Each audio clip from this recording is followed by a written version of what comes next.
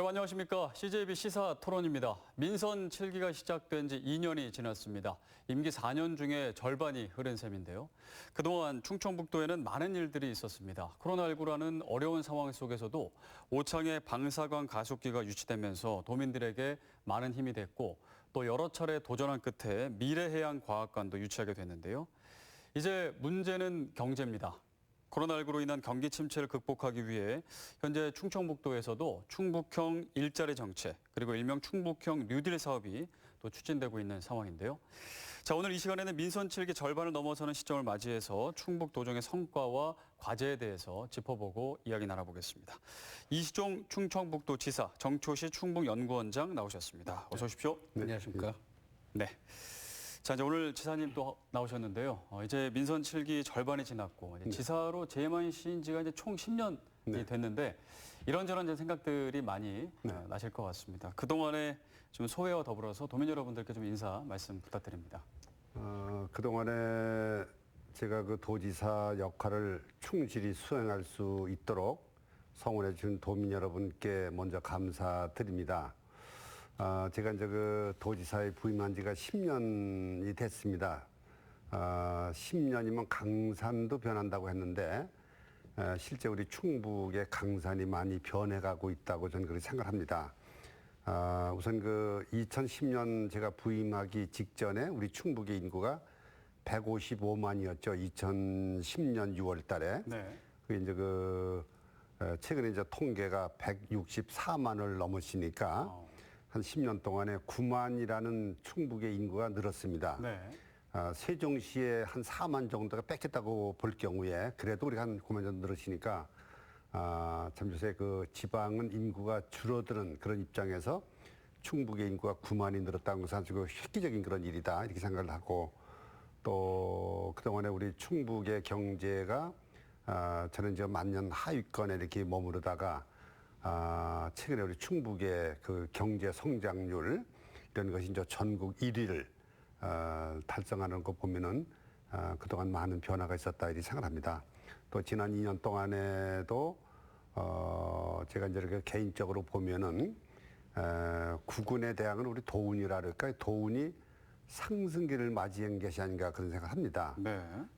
우선 그 지난 2년 동안에 우리 그 강호축이라고 하는 것이 국가 계획에 그 반영이 됐고 또 충북선 철도 고속화를 비롯한 예타 면제 사업이 대거 정부 계획에 반영이 되고 또 올해는 방사선 가속기가 유치가 되고 이렇게 해서 아주 큰 사업들이 지난 2년 동안에 많이 있어서 도운이 많이 상승하는 그런 계기가 아니었나 생각되고 이렇게 될 수 있도록 도와주신 도민 여러분께 이 자리를 빌어서 진심으로 감사 말씀을 드립니다.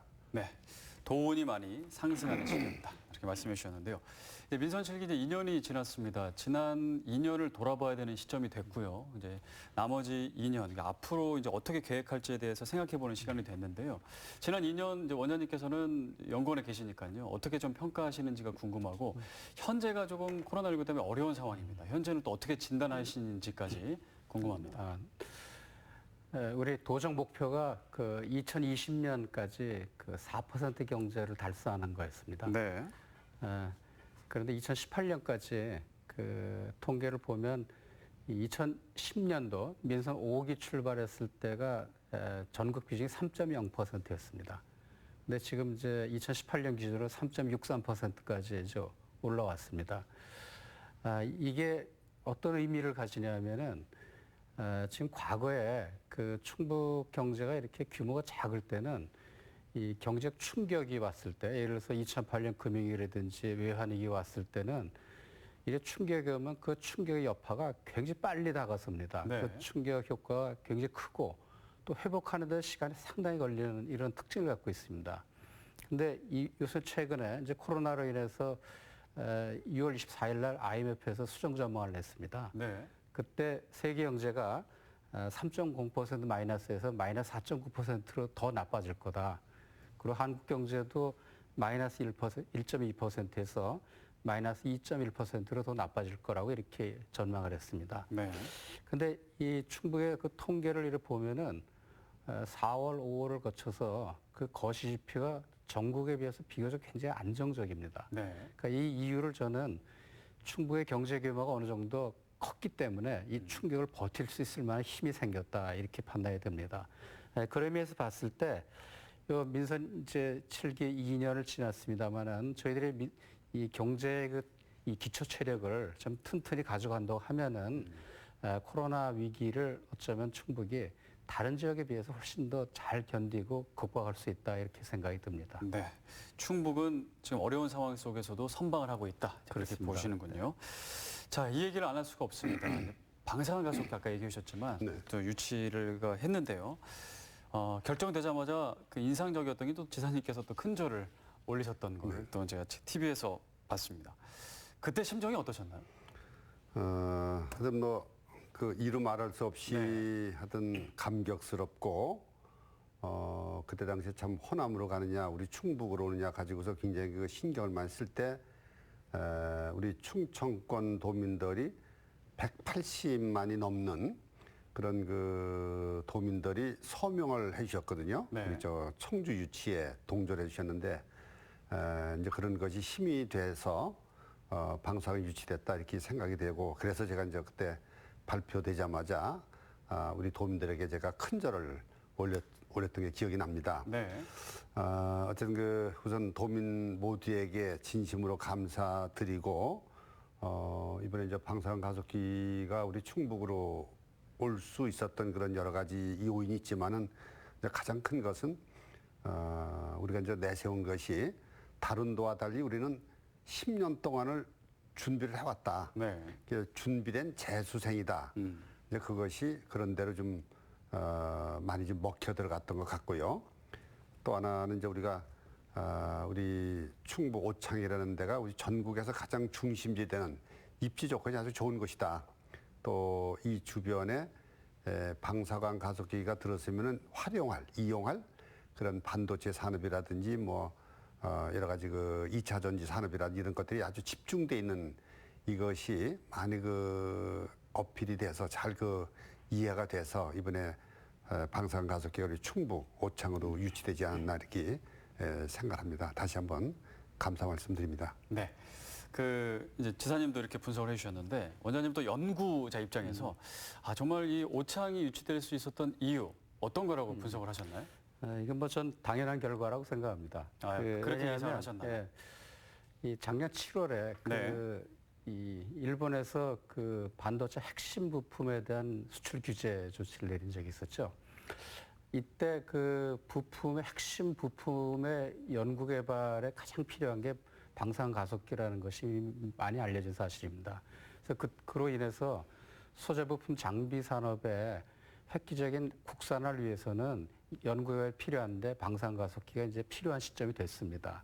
그리고 이제 충분히 과거부터 이제 지사님 말씀하셨듯이 10년 동안에 준비해 왔고, 그리고 이것이 설치돼야 된다는 이제 이 국가 정책이 결정되고 했을 때 제일 중요한 게 그 포항에는 이미 그 3세대 가속기와 4세대 가속기 있습니다. 네. 근데 거기 통계를 보면은 거긴 주로 학술 연구용으로 쓰였지 산업용으로 쓰여진 게 거의 없습니다. 네. 그 1.7% 정도만 산업용으로 쓰고 거의 대부분이 이 학술용으로 썼습니다. 근데 이게 소재부품 장비의 국산화를 위해서는 이게 산업용으로 쓰여질 필요가 있었고 그 산업용을 이번에 설계할 때는 30% 이상을 산업용으로 쓰도록 되어 있습니다. 네. 그러면 그 산업이 어떤 산업이냐면 너무 당연한 겁니다.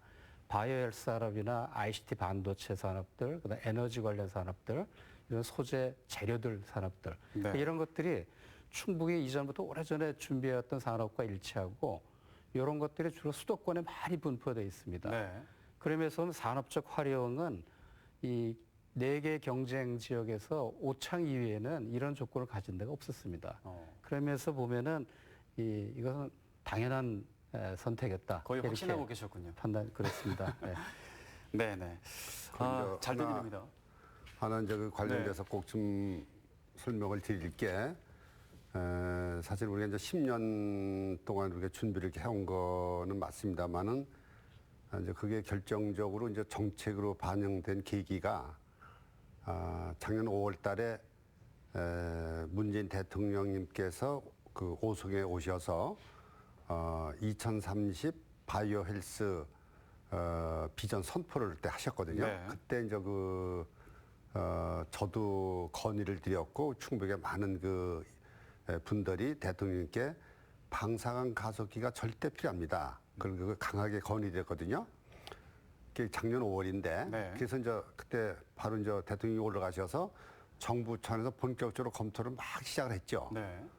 그 시작하는 단계에 작년 8월 달에 아베 일본 총리가 한국에 대한 그 수출 규제를 이렇게 딱 하니까 그 수출 규제를 하니까 가장 필요했던 것이 소부장 산업이다. 네. 그 소부장 산업의 또 가장 결정적인 것이 방사능 가속이다. 이렇게 이제 결론이 나서 아베 그 수출 규제가 그걸 더 이제 재촉을 한 거죠. 그래갖고 방사능 가속기를 본격적으로 빨리 서둘러야겠다는 것이 이제 정부 방침으로 결정이 됐고 그것이 이제 우리 충북으로 오게 된 그런 계기로 이렇게 볼 수 있는 건데 하여튼 이게 작년 5월서부터 갑자기 이게 우리 충북으로 네. 운세가 돌아오는 그런 걸 제가 많이 느꼈습니다. 정말 도운이네요. 네, 도운입니다. 모든 상황들이 이렇게 맞아 네. 떨어지니까 네. 이런 결과가 있었던 것 같습니다.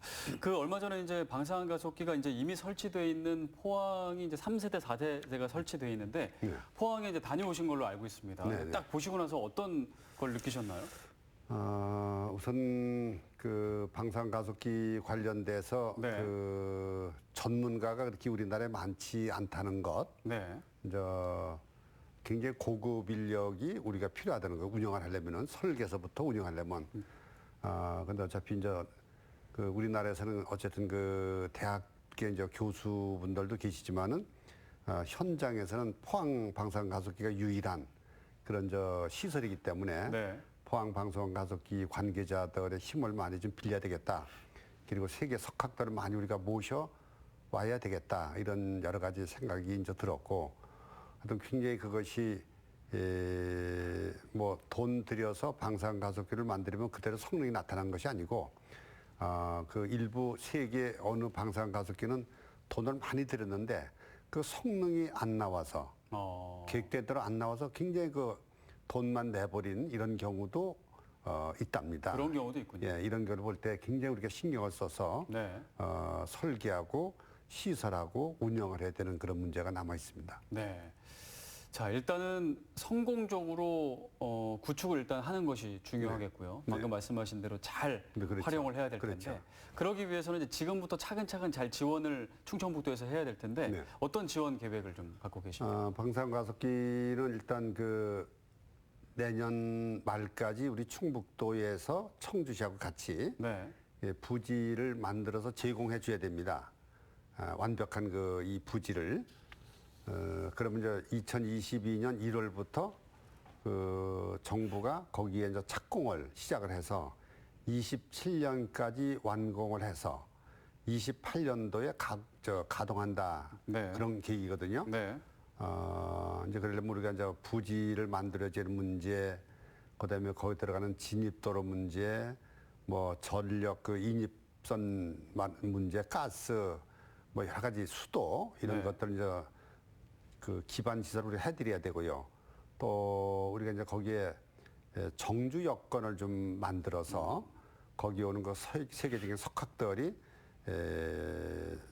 살 수 있는 그런 어떤 여러 가지 그 문화 또 이런 기반 시설을 만들어줘야 됩니다. 그래서 네. 그런 것에 우리가 이제 그 대충 계산해 보니까 한 4천억 정도가 되지 않을까 그런 생각을 가지고 있거든요. 물론 이제 그 중에서 일부는 이제 국비를 받아서 하는 것도 있고 네. 민자도 있습니다만은 어쨌든 상당한 선에서 우리가 많은 지원을 해야만 이것이 가동될 수 있다 이렇게 생각합니다. 네.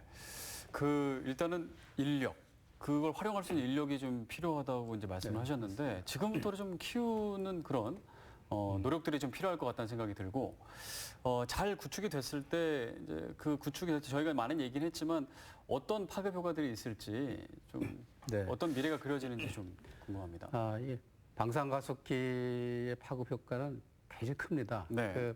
실제로 그 포항에 가 보시면은 이 가속기 하나 때문에 그 포스텍이라는 대학이 얼마나 성장했는지 그리고 포철고등학교가 그 자사고가 있습니다. 네. 그 포철고등학교와 포스텍이 이게 교육 생태계가 만들어져서 좋은 인력들을 거기서 많이 배출해서 이 인력들이 가속기 많이 쓰고 있습니다.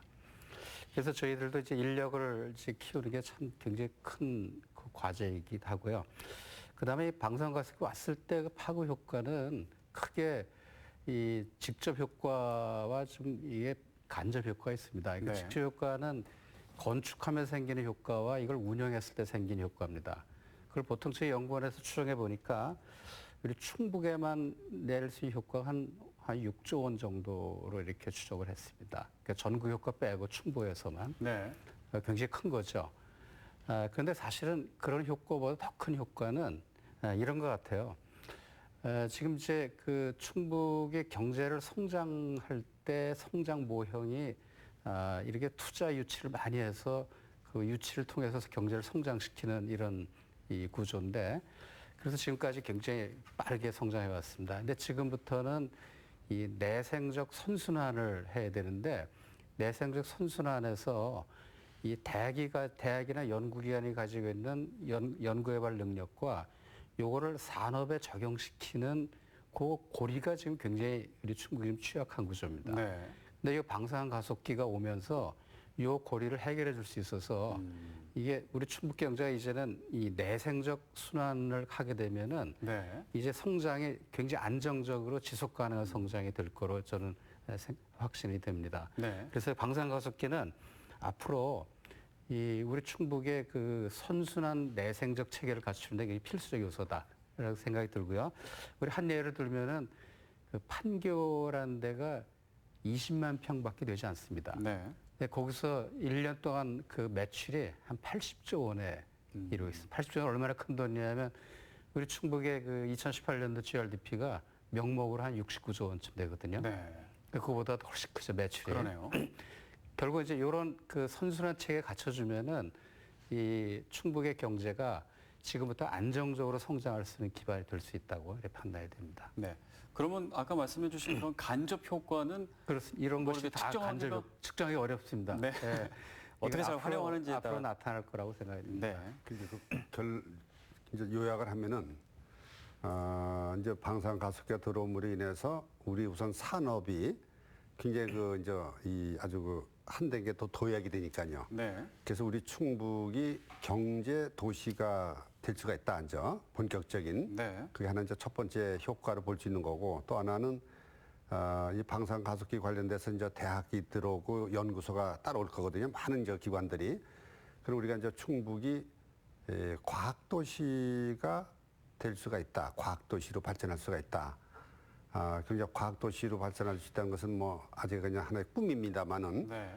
방사능 관련돼서 노벨상이 나올 때가 됐다고 그러거든요.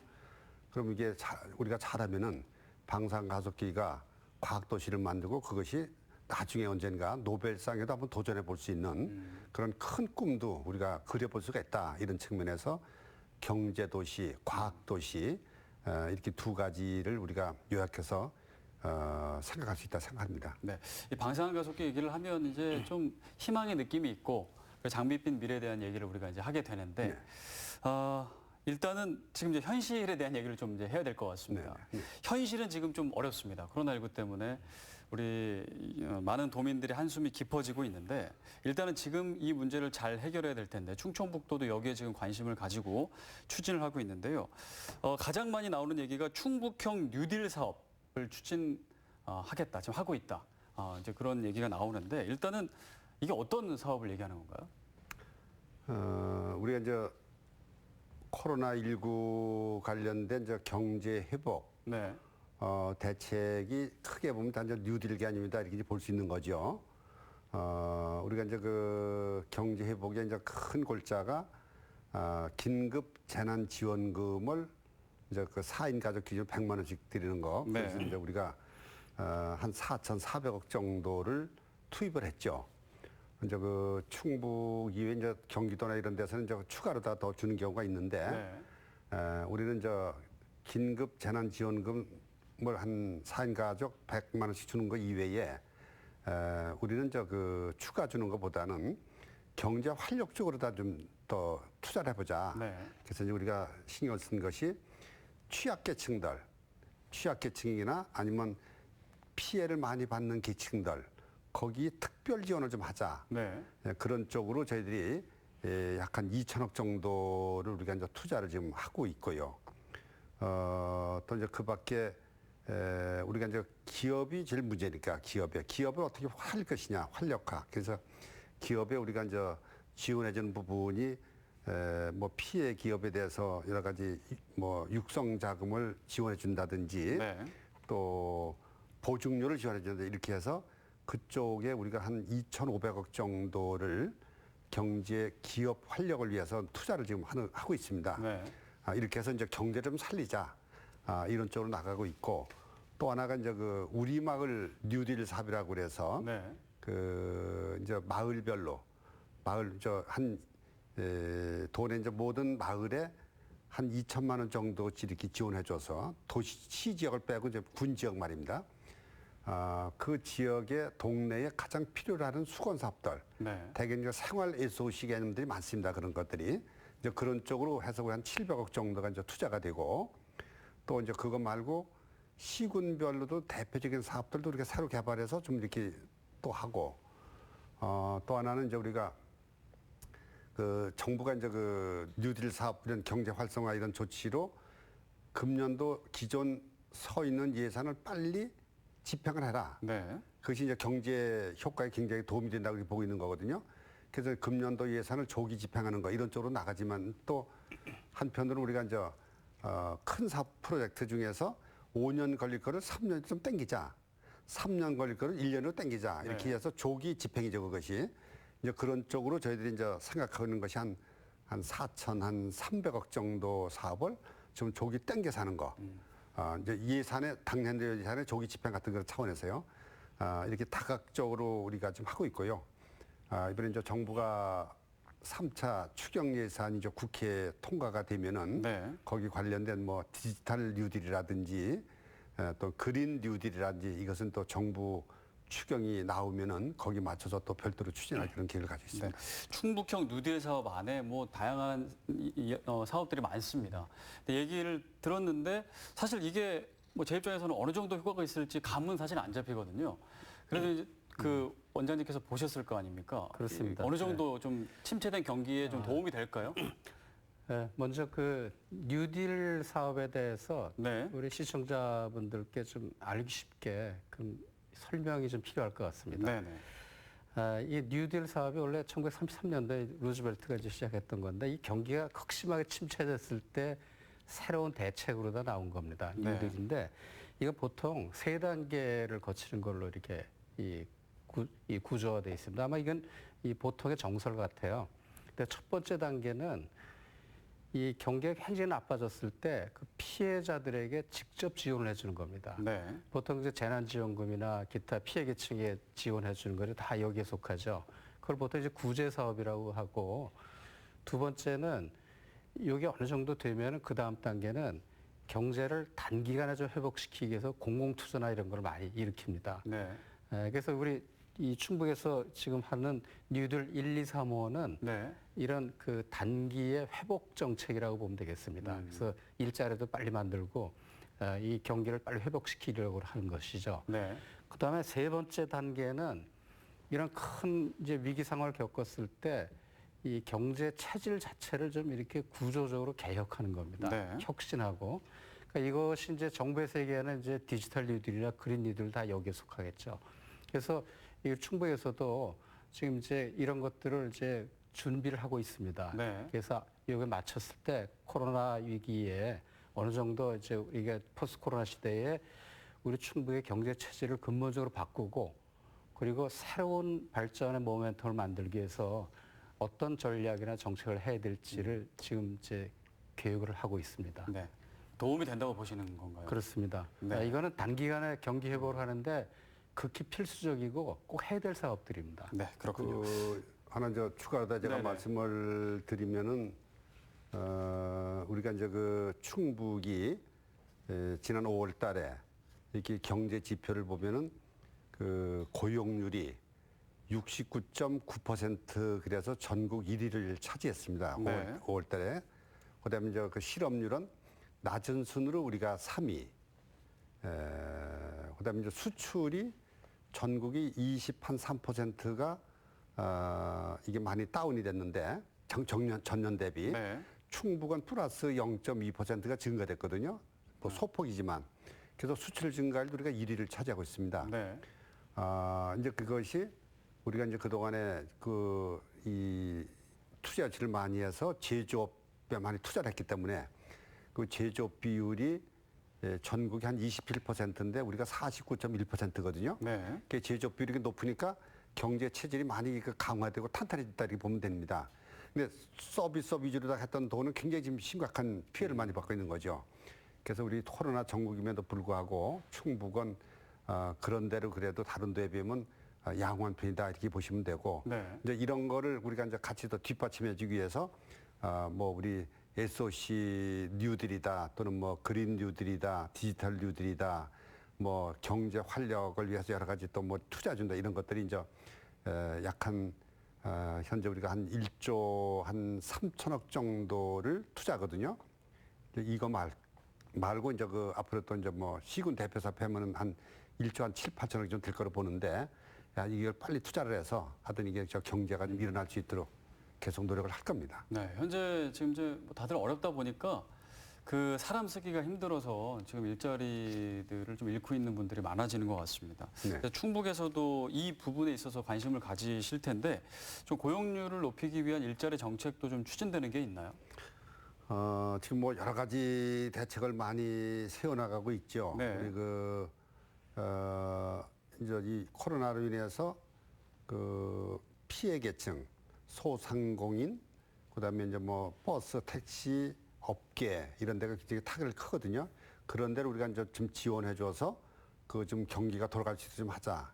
그래서 피해 계층에 대해서 긴급 생계비를 지원해줘서 그 일자리 잃어버릴 것 같다가 다시 좀 살려내는 네. 뭐 이런 것도 좀 하고 또 취업 지원 이런 문제도 저희들이 특별히 좀 강화시키고요.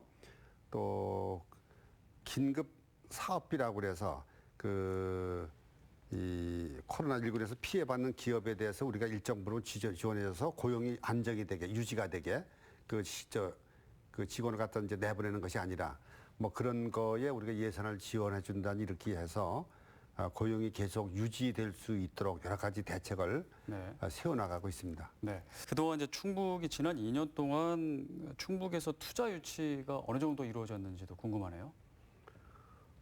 지난 우리가 이제 민선 7기의 투자 유치 목표를 40조 이렇게 정했거든요. 네. 근데 그 지난 2년 동안 한 21조 정도 투자 유치를 했습니다. 네.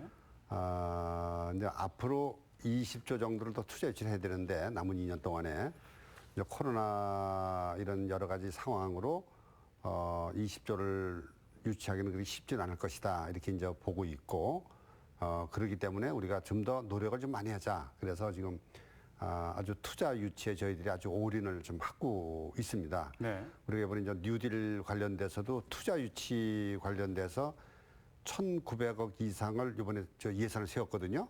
그 1,900을 투자를 해서 그 해외 유통 기업들 끌어오는 거, 국내 기업들이 해외에 나갈 것 같다 못 나가고 우리 충북에 좀 이렇게 끌어들이는 거, 네. 뭐 이런 여러 가지 측면에서 또 이제 해외 기업 들어오게 되면 뭐 임대 전용 산업단지를 만들어준다든지 이렇게 해서 한 2천억 가까운 예산을 거기에 투자하는 이유는 우리의 이제 경제를 좀 더 활성화시키자, 그 체질을 좀 강화시키자 이런 측면에서 저희들이 하는 거고요.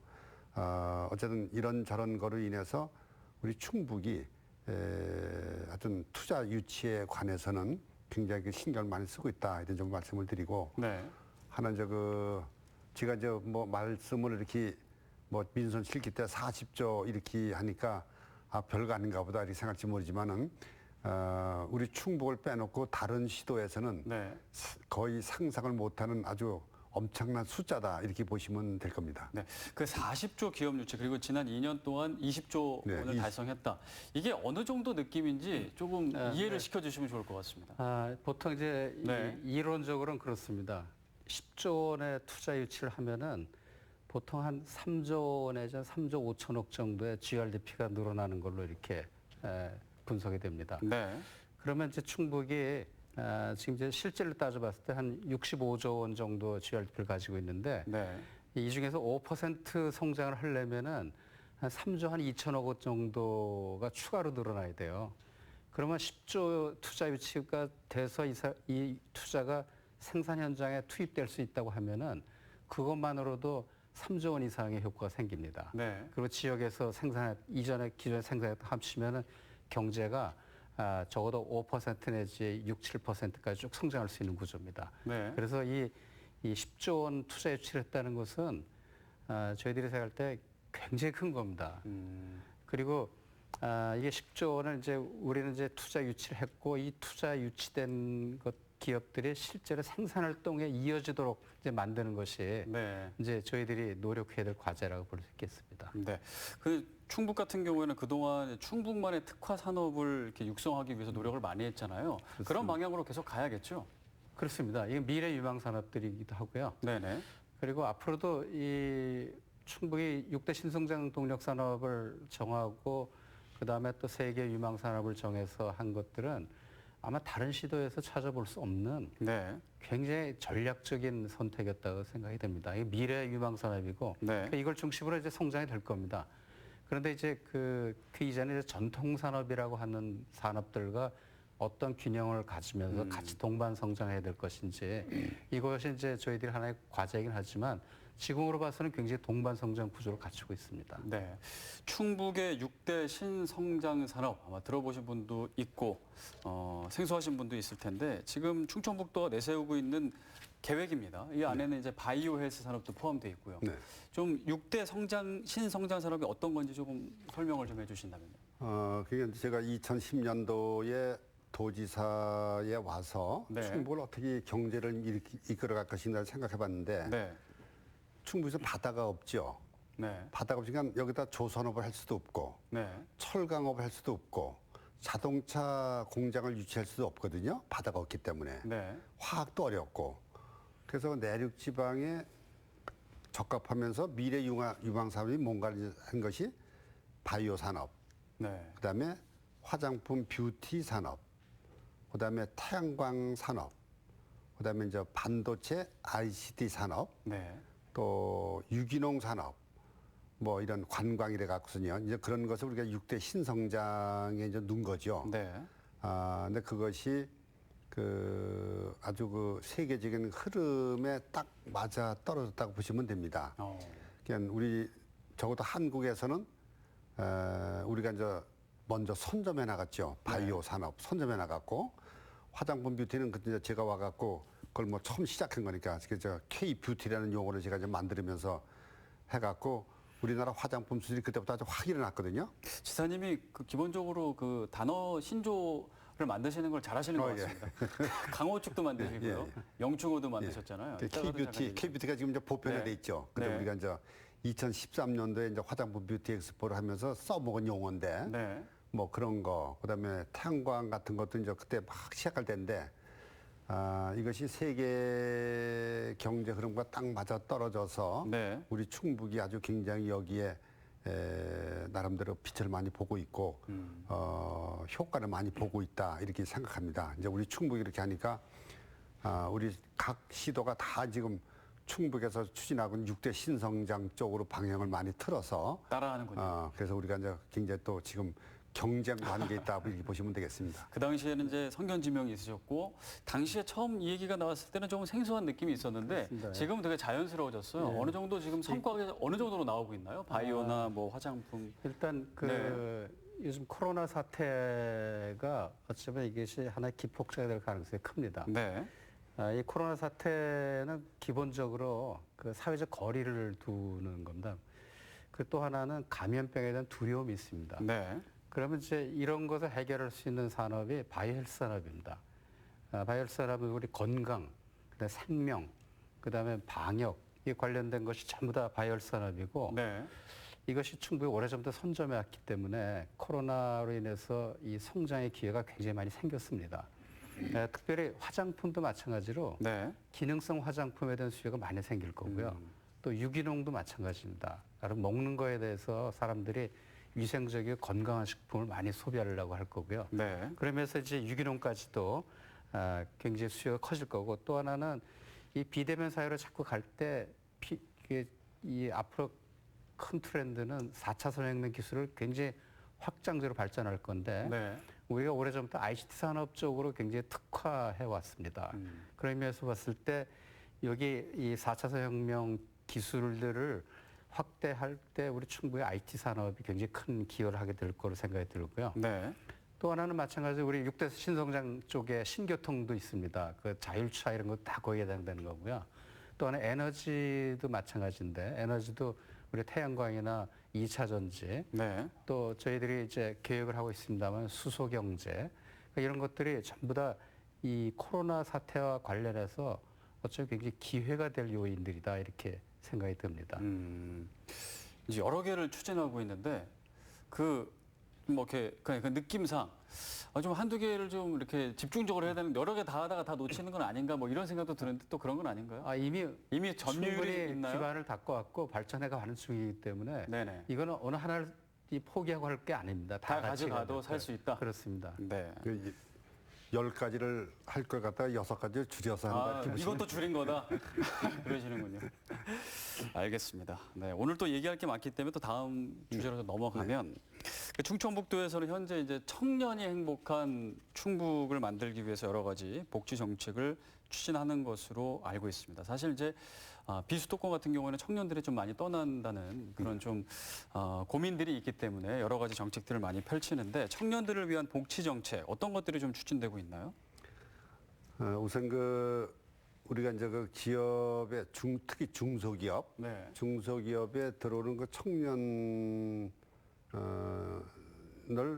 좀 장기간 머무를 수 있게 바로 떠나지 않고 네. 그렇게 해서 우리가 이제 그 충북 행복결혼 공제사업이라고 그래서 갓 들어온 그 중소기업에 들어온 저 청년들에게 그 회사에서 월 한 30만 원 이렇게 되고 월 한 10만 원, 20만 원 정도 되고 우리 도와 또 군에서 좀 돈을 대고 본인이 좀 부담하고 그렇게 해서 한 80만 원을 이렇게 적금 드는 형식으로 5년간 이렇게 들거든요. 네. 그래서 이제 그 결혼을 하면은 그 돈을 이제 한 5천만 원 정도 우리가 이제 좀 타갈 수 있게.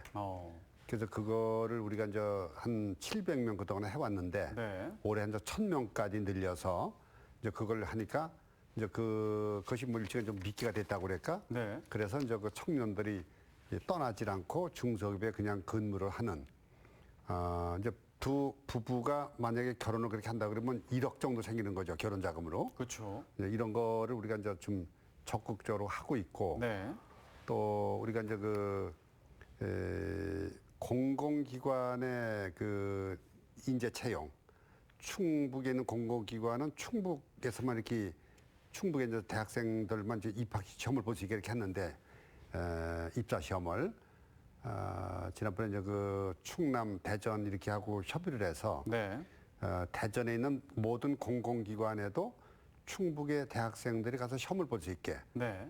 그래서 이제 우리가 이제 그동안에 충북만 보니까 11개 공공기관이었었는데 이게 충남 전체로 하니까 51개 공공기관이 됩니다. 네. 그래서 이런 걸 통해서 충북에 졸업한 대학생들이 대전에 충남에 세종시에 가서도 응시할 수 있는 그 자격을 그 지역 특혜고 개념 속에요.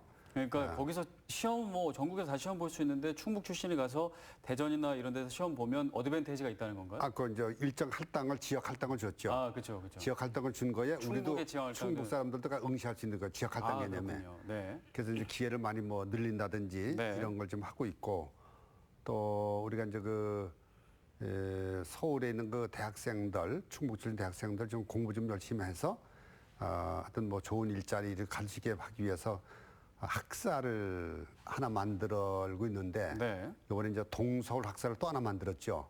약 한 350명 정도 학생들이 입사를 하게 돼 있는데 현재 있는 학사는 서쪽에 서울의 서편에 있어서 대개 서울대, 뭐 서강대, 뭐 이화대 이런 쪽에 연대 이런 쪽에 이제 많이 하고 이제 동서울과는 중랑구에 있거든요. 그래서 이제 고대, 경희대, 뭐 외대 이런 쪽에 학생들이 이용할 수 있게 해서 2개를 만들었습니다. 네. 그것도 많은 도움이 될 것이다 이렇게 보고 있습니다. 네.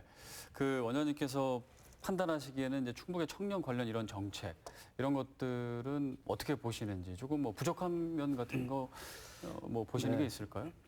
이게 참 제일 어려운 문제입니다. 네네. 이 기업하시는 분들 말씀을 들어보면은 일자리 있는데 사람이 없다고 그럽니다. 네. 그리고 또 청년들은 어떻게든지 여길 떠나서 서울로 가려고 합니다. 저희도 다 청년을 겪었지만 그런 마음 있는 거 다 이해하잖아요. 그렇습니다. 네. 그런데 사실은 서울에 가면 더 좋은 직장이 없습니다. 제가 볼 경쟁도 때는 치열하고. 그렇습니다. 여기에 훨씬 좋은 직장이 한데 그래서 네.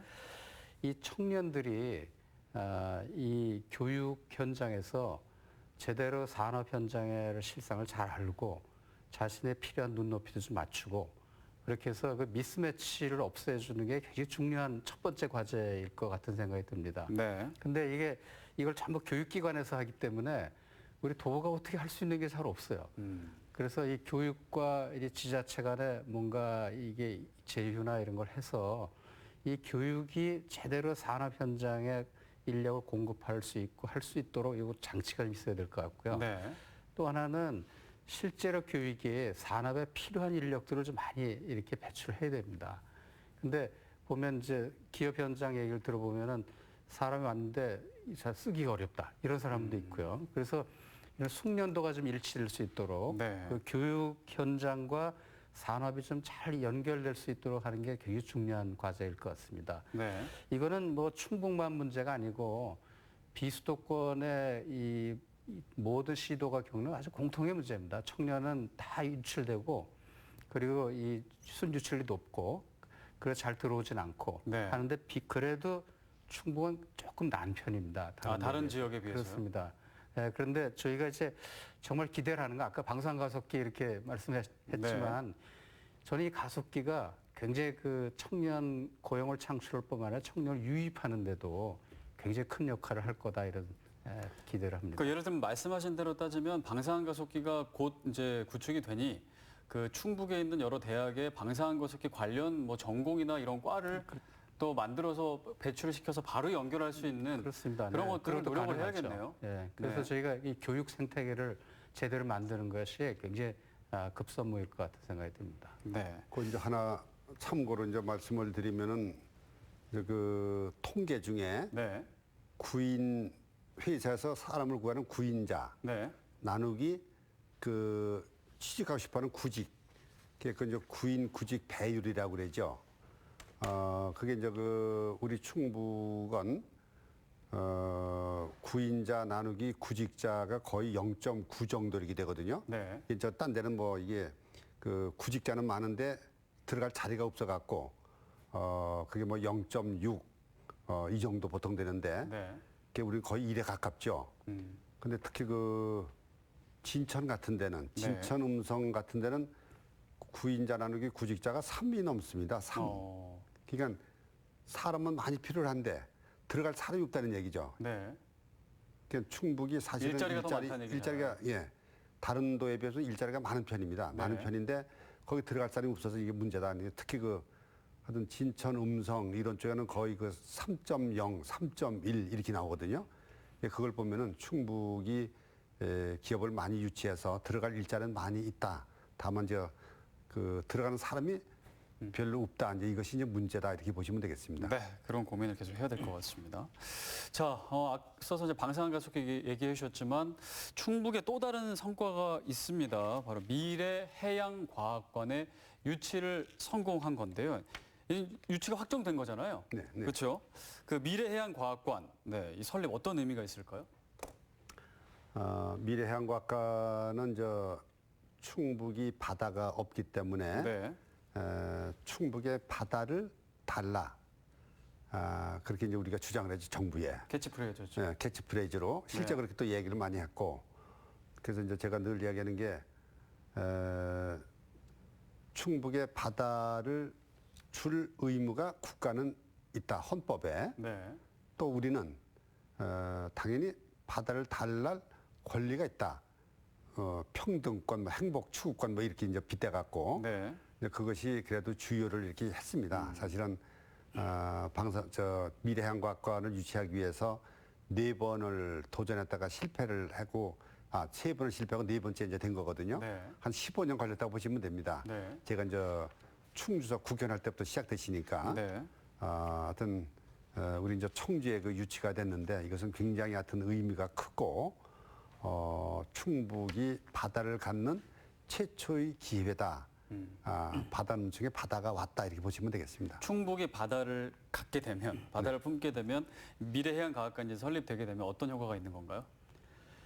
아마 이거는 한번 일단 바다를 한번 생각해 보죠. 그 바다는 일단 이 청소년들에게 뭘 상징하냐면 그 모험을 상징할 겁니다. 네. 또 하나는 바다는 굉장히 큰 자원입니다. 그리고 이 과학의 이 연구에 굉장히 큰 대상입니다. 그러니까 이런 면에서 충북에 내륙에만 있어 바다가 없다는 것이 지금까지 청소년들의 상상력을 굉장히 제한해 왔다고 생각이 듭니다. 네. 이 바다가 전체 지구 표면의 한 70% 정도 되고요. 물 전체의 한 97%가 바닷물입니다. 그러면서 보면 바다는 우리 인간이 굉장히 중요한 자원인데도 충분히 접근할 수가 없었습니다. 네. 그래서 이 아까 지사님 말씀하셨듯이 우리에게 바다를 달라는 것은 원래 해양과는 전부 바다 끝 근처에 있습니다.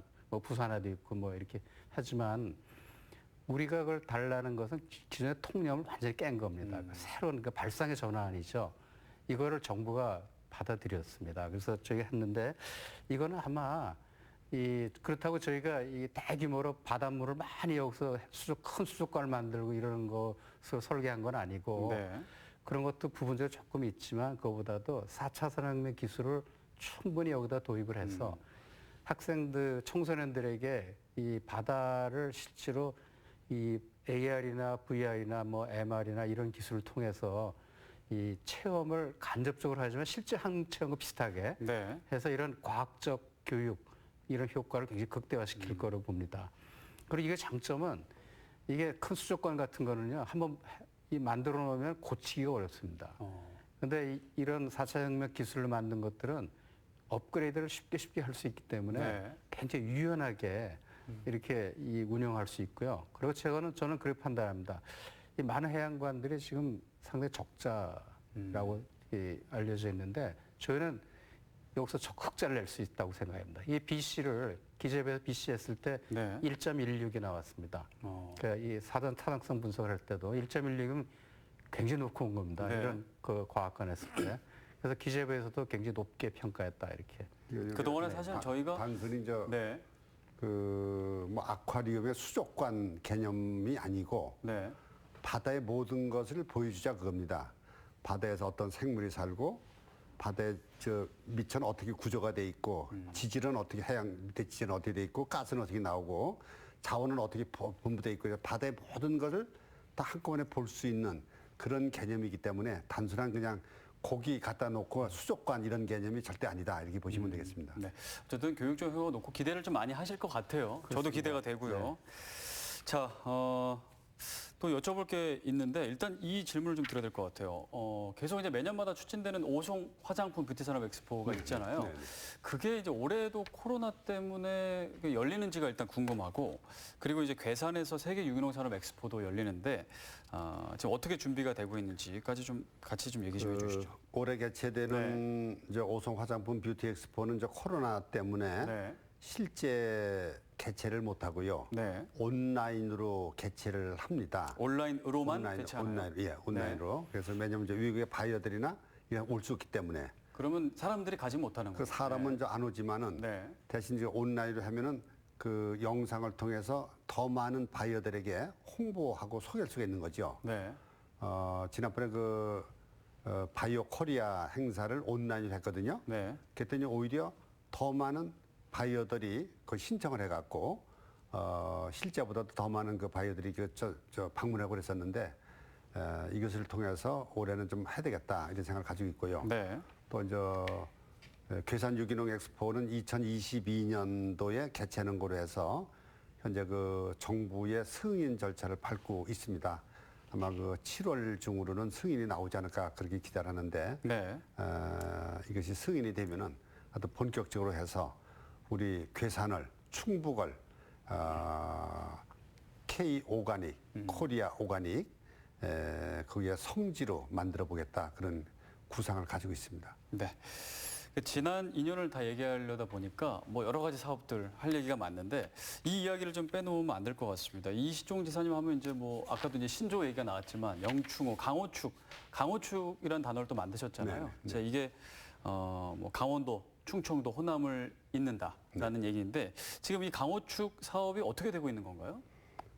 강호축 사업은 이제 세 가지로 크게 보셔야죠. 하나는 그 강원도에서 충북을 거쳐서 호남으로 가는 철도를 연결하자. 네, 철도 연결. 철도 연결, 고속화 철도로요. 네. 그래서 충북선 철도만 고속화 시키면 됩니다.